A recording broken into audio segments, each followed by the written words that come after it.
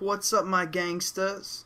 Welcome to your 13th Android tutorial, again with me, Travis, for the New Boston.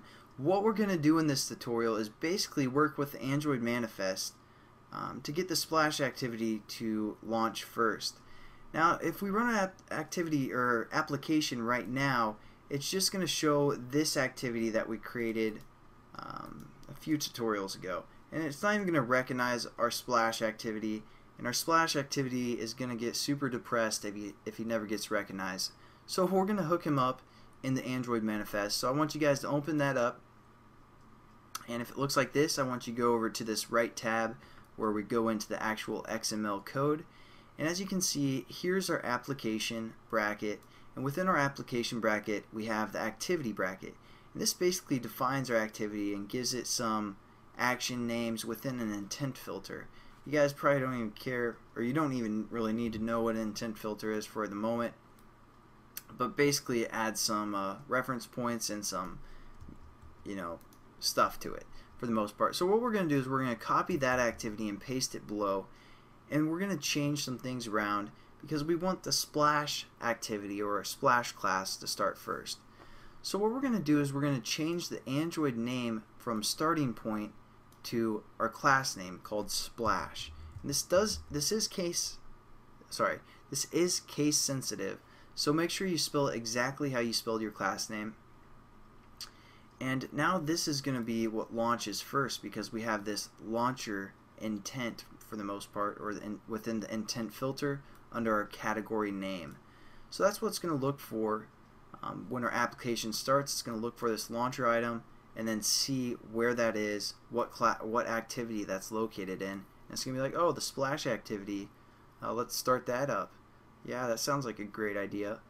And so that's what's going to happen. But the problem is, right now we have two launcher items, one for starting point and one for splash. So we need to get rid of the launcher on our starting point and just let the starting point chill a little bit. Just relax, wait till he needs, until we need him for the most part.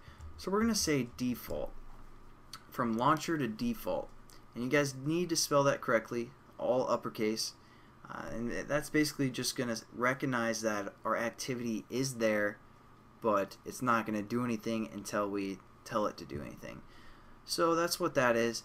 The action name we're also going to change because when we actually want our starting point to start, or starting point activity to start, we're going to call the action name and start it that way. So a good way to keep track of all of your action names is type out your package name. So com.thenewboston.travis and then dot, and then basically your class name in all uppercase. So starting point,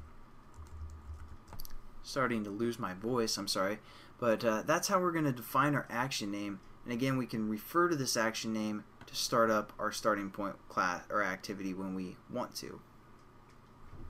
So there we go. Now pretty much everything is set up. Hopefully you guys kind of get an understanding of, for the most part, what the action name is. I shouldn't refer to this one. This is just kind of this is kind of what the phone is looking for as well when it starts up the launcher item. But as for the action name and setting it to either default or a launcher item.